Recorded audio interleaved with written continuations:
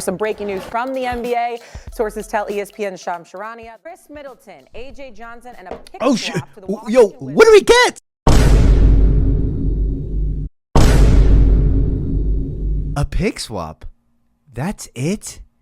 A.J. Johnson? Who the heck was this? Flashback. They had a deal worked out for Kyle Kuzma, and the Wizards gave Kyle Kuzma the option to not accept the trade, even though that was not contractual. He doesn't have a no-trade clause. He said, I don't want to go to the Mavericks. I want to stay here and be a core member of this team. And they pivoted and did a Daniel Gafford trade instead. It was going to be 2 first-round picks for Kyle Kuzma. Instead, they ended up with P.J. Washington and Daniel Gafford. Oh, this fucking shit. What's the point? I can't take it anymore. Did Wendy just say that we had 2 first-rounders on the table from Dallas? My brain cells couldn't register that. My initial reaction to this trade was, it wasn't even this trade, it was just Dallas. For those who don't know, we had a trade lined up with Dallas. First-round picks were involved. Granted, we wanted 2. We were negotiating. You know, we were wishful thinking, honestly, with the 2 first-round picks. And then the news broke out that Kyle Kuzma rejected the trade to Dallas. Kyle Kuzma! Like, who does he think he is? Wes Unseld? Why did we give him the decision-making? Is he the GM of the Wizards? Like, on top of that, he did not have a trade clause. So we were handcuffing ourselves for no reason. That's like serving your child chicken pot pie, because chicken pot pie is the only thing that's available on the menu at your house. And your child going, I don't like chicken pot pie. I don't like chicken pot pie. I'm not going to eat it. You're going to eat this chicken pot pie whether you like it or not. What are you talking about? This is the only thing we have to offer. I'm in charge here. Will Dawkins is in charge. What? I got to be positive, though. You know, I'm too negative, too positive, you know. It's like the thing that gets me is that Kyle Kuzma had a career year last year. And going into this season, I was just like, if we don't trade him after he has his career year, he may very well not replicate the season, this upcoming season. And what do you know? He did not do it. Granted, injuries played a part. Also, just team chemistry issues and all that stuff. Kyle Kuzma averaged 22.2 points, 6.6 rebounds, 4.2 assists last year. Year before that, 21.2 points. A drop-off. Now he's averaging 15.2 points, 5.8 rebounds, and 2.5 assists. Obviously, his trade value is going to decline. So that's what's like, okay. Put this in the L column for Will Dawkins. Okay, I'm going to get to the trade a little bit, but like, he messed up. There's no way around it. He just messed up. Look, he's human. I'm human. We're all humans. The only thing is, you need to learn from your mistakes. But yeah, in this video, as you already can tell, I want to go in a bit deep regarding this trade. So if you enjoyed this video, please like and subscribe and all that fun stuff. Please, thank you. The thing about this trade is that not only did we trade him, we traded a second-round pick to get rid of him. And I don't really care about second-round pick. Look, listen, we have a lot of second-round picks, dude. It's just the asset management that kind of like, you know, it got me. I'll admit, it got me. It's the asset management. And like I said, I'm not trying to be all negative because, well, Will Dawkins, he has a history of drafting well with us. I mean, even though it's still way early with us, but still, it looks like he's drafting well with his history with the Thunder. I've been impressed in that aspect with him. And since we are a small market team, I would rather have a GM who drafts really well than a GM who's really good at making trades and free agency. Our bread and butter is going to be drafting. Like, that's how we're going to get our stars here.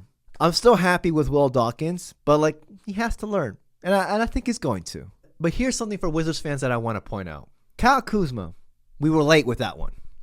Tyus Jones, we were late with that one. Deni Avdija, we were aggressive with that one. Daniel Gafford, we were aggressive with that one. Jonas Valanciunas, he better be traded. You know, like, he better be traded, dude. You know, because right now we are batting 500. I'm not a baseball dude. I don't know. We are shooting 50% from the free throw right now regarding these trades. And the thing that gets me right now is that these are just small trades, relatively speaking. What if Will Dawkins had to make a decision on a franchise-altering trade? A trade in which involved our star players or our future. That's the thing that kind of worries me a bit, where I'm just like, you need to learn from this now, because sooner or later you will be involved in a franchise-altering trade. And you need to realize that, like, sometimes you just need to take what you got and move forward with it and not wait it out. So again, I don't want to be mad at him, but it's just more of just like, okay, these trades, you need to learn from them, because in the future, it could very well be next year, 2 years from now, you will make a trade that will royally mess us up if you don't hit on it. So that's my take on that point. Like I said, I don't want to get too negative. We got AJ Johnson.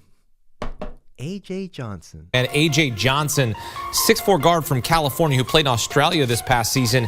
He averaged just 2.9 points per game in 26 games in the NBL last season. He is a big-time talent. He's a big lead guard in the making. He's super smooth, but he's a ways away. Yeah, I just confirmed that he is actually not the son of Joe Johnson. But he's a first-round pick. He's a first-round pick, dude. A first-round pick in a historically weak draft, but still, first-round pick. Some quick notes that I found on him is that he possesses a good size at 6'4", has quick feet, long strides, has good athleticism and speed. He's a good finisher around the rim. The results right now are a little bit mixed, but he exhibits a quick first step and athleticism. He has finesse and patience in exploring his offensive options. Some weaknesses right now is that, well, this dude is raw. Okay, he is raw. Lack of game time, even in his first professional season, reflects in his stats. Inconsistent shooting, particularly from the field and the three-point range, needs improvement in finishing technique around the rim. Like I said, inconsistent three-point shooter, very, very streaky. This dude is raw. You know, he's raw. You know, he's sushi. Sushi with a heartbeat. This guy, you know, 19 years old. He's now 20 years old. We're going to need some time to develop him. So this one's all on the coaches. The coaches need to develop him good. You know, he has potential, though. He kind of like, he fits in the mold of the athletic guys with potential that Will Dawkins likes. Like all of our picks that we have, all our youngins on our squad. And here's the thing that I found out. AJ Johnson was drafted one pick before our boy Keyshawn. Were we targeting him? Were we going to draft him if he was available? It seems like Will Dawkins liked this kid coming into the draft. But yeah, you know, AJ Johnson, I'm going to be studying this kid for like the next 46 hours. I'm going to find out his first grade teacher's name, his favorite Wu-Tang album, everything. So I might make a video on him depending on NBA news. But yeah, AJ Johnson, you know, he's, you know, I need more info on this kid. I've seen some people saying, oh, we got 4 first-round picks in our squad. Yeah, you know. But it's 4 first-round picks from a historically weak draft. Not according to me, but according to NBA draft experts. Listen, if Will Dawkins can hit on these picks, on these weak drafts, what do you think he can do on a strong draft? So that's another thing that I'm thinking about right there too, but I'm getting way too ahead of myself. Going back to the trade, AJ Johnson. Damn. Here in Oshkosh Arena, here's AJ Johnson! Are you kidding me? Okay, Johnson. Okay, let's talk about the pick swap. That's another thing that people were talking about. I guess people don't know this, is that this pick swap may not even be coming to fruition with us. If you dig in deep, this pick swap is actually the second most favorable one of 2028 Milwaukee Bucks, because the good people of Portland, and I mean the good people of Portland, had the most favorable one. From the Dame Lillard trade, they got the rights to the most favorable pick swap for them. And then we got the second one. So in 2028, you know, Giannis will be 34. Dame time will be 37, 38. So we may not even see that one. We may just get our value from getting rid of Kuz's contract and AJ Johnson. But also, I have one more avenue that I just want to toss out there. Khris Middleton. Much respect to him. Much respect. I think he's going to be a good vet for our youngins. As a player, he's not having a bad season. I mean, granted, from when he was an all-star to where he is now. But he's having an efficient season, whereas he's averaging 12.6 points on 40% from the three and 51% from the field on only 23 minutes of play. Granted, he's only played 23 games. Injuries have hampered his career, but he's not having a bad season. Like, this guy has been balling efficiently in his limited amount of time, so he can provide a value, granted, as not a top 3 player on a championship contending team or even a playoff team, but as a role player, he can contribute. Granted, his contract does not justify him as being a role player, but I just want to throw it out there. But here's the thing. Look at his contract. He has a 1 year left. It's a player option. He's going to opt in. He has 1 year left on his contract, expiring contract next year. $34 million. What if we trade him for a bad contract on a contending team that's attached to draft picks? I think this could be feasible. I mean, I'm just wishful thinking, you know. I mean, I'm not asking for 2 first-round picks. You know, I'm not going to be freaking greedy. You know, I'll take what I can get. It was going to be 2 first-round picks for Kyle Kuzma. Enough! I want to end this video already with Brandon Scott from Locked On Wizards. That's a really good guy, right? He's a good dude. My go-to guy for Wizards news and stuff. He said in a video recently, about like a week ago, week and a half, something like that. What is Kyle Kuzma's legacy with the Wizards? And after pondering it, I don't think he has one. I mean, he came in as a guy who was hungry to prove to the world that he can be a sort of bus driver, secondary bus driver, something like that. I don't know, a main guy on a team. He did it to a certain degree, but on a losing team. But he proved me wrong. I'll admit this. He proved me wrong when I saw like how professional he was in his first 3 years here. He was a good vet for our youngins. He was, you know, him and Denny. We all saw how him and Denny got along. And I think Kyle Kuzma played a huge part in Denny's breakout year last year. I was just like, no.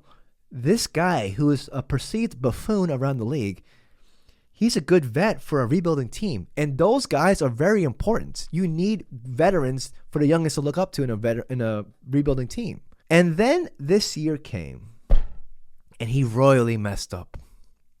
His BFF, Denny, went to Portland, and he came in, and he was like, fuck it. I don't care anymore. I don't want to. We all saw recently how he didn't want to, like, mentor the young pups. He came out and said, I'm gonna do me. I'm gonna do me. And I'm like, well, dude, you signed up for this. You signed that contract to be here knowing that we were ass. Deal with it. But he's over here complaining like, I'm going to do me. I'm not, you know. You knew the ramifications going into the deal. That, and then also just his, you know, his style of play did not mesh well. Jordan Poole arrived. Jordan Poole came in, and this is Jordan Poole's team. It was evident since the beginning of this year that it was Jordan Poole's team. And, you know, I don't know, man.